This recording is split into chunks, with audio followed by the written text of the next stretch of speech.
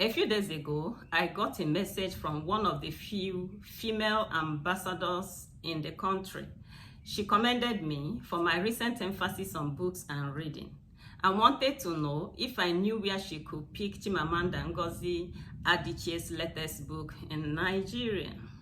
Walking to the parlor yesterday, I saw that book on my table. My daughter explained that her friend, who is resident in UK, has sent it to her. Now, in that child, in my daughter, I raised a bookworm, and I am persuaded that you that is listening to me as a parent, you can also raise bookworms. Hi, I'm Ngozi Okure. Welcome to my YouTube channel. In this channel, we discuss books and reading and how to leverage reading for success in life. Please subscribe to my channel, and if you can give me a thumbs up, that would be amazing. In today's video, we will be discussing Obi Kubana's big question. Now, Kubana is a Nigerian businessman and philanthropist who literally shut down the city of Abuja recently when he celebrated his 50th birthday. Now, as I watched the glitz and glamour that accompanied his birthday, I remembered watching an interview he granted a particular media house some years back where he said that he's an avid reader. Now, I decided to check some of his recent quotes on reading. I saw him seated in his Facebook page. Behind him was a well-stocked book rack and a text that said, and I quote, "I used to read a lot of books when I was growing up. Then we used to flex over how many novels you have read or how many books you have read. There were even book clubs." Then he asked a question. He said, "Do people still read books?" Now, that question from Obi Kubana, whether people still read books, opened a storehouse of responses. I took my time to watch a lot of those responses, but I want to comment on the first one. The very first comment was given by a young man named Gift, and he said, "One needs to be emotionally, mentally, psychologically balanced before he can read books.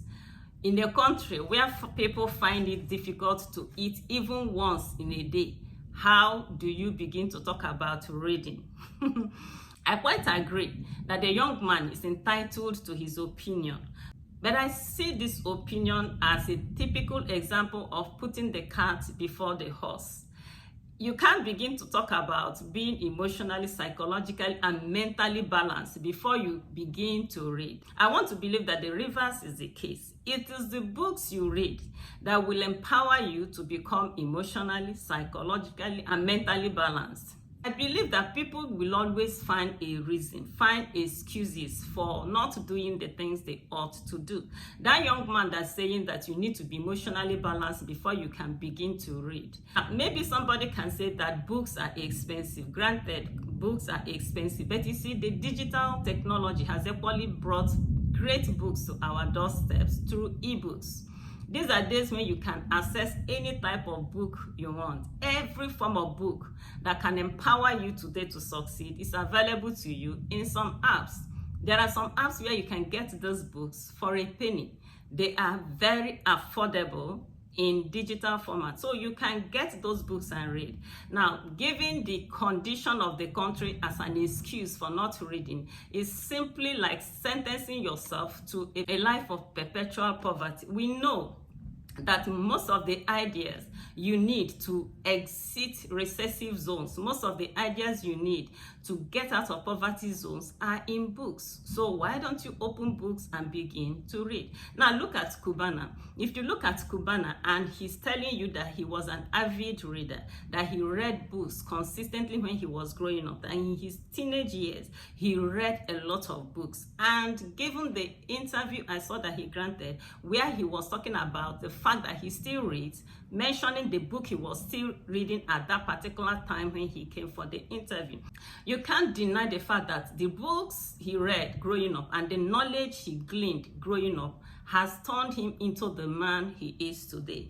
When you look at this young man, you see his pleasantness, you see his liberality, and you see his strong family values. You will say that this is a man who has read books. Just like Obama said, he said when you open books, when you read books, he said the whole world opens up to you. You see that in Kubana, that's a very typical example of a man who read books and the whole world opened up to him. It is popularly said that readers are leaders. You look at his leadership of his great company, you see that this is a man who read books, okay? Like readers will always become leaders, okay?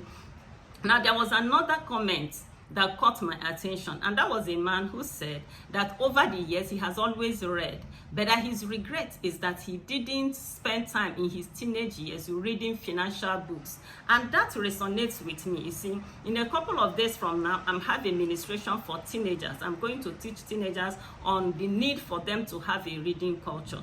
That young man was regretting that in his teenage years he didn't read financial books. And I want to encourage every young person listening to me.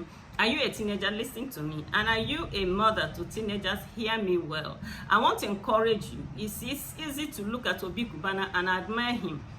But you see, trees have roots, houses have foundation. The foundation and roots of the Obi Kubana we see today are the books he read years. So I want to encourage you, buy good books and put into the hands of your teenagers. And teenagers, please open books. No, it's not enough to admire Obi Kubana and everything he has acquired without admiring, without, going back to what gave him the success he has today, which is knowledge. Knowledge transforms. Acquire knowledge. Instead of looking for means of getting money, going to dark corners, consulting mediums to get money, I want you to start from where Obi Kubana started. He started with reading. It was Brian Tracy and Jim Rohn that said that financial literacy precedes financial freedom.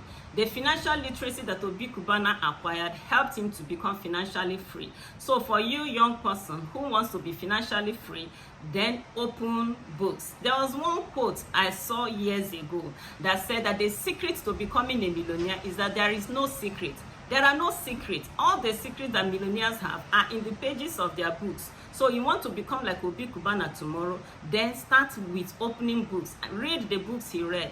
Get the knowledge he gained from books. So millionaires train millionaires. And the classroom where millionaires teach aspiring millionaires on how to become millionaires is the books they have written. Read books that have been written by millionaires. You will see that the steps they took are in their books. And if you can take those steps, you too will become successful. I want to encourage you to go back to books. It is said that books are idea banks. Get the necessary ideas you need from books to become successful. It is possible. Thank you so much for being a part of this beautiful video. I want you to please subscribe to my channel and share this video so that a lot more young people can get to know that from the pages of books we can become successful just like Obi Kubana.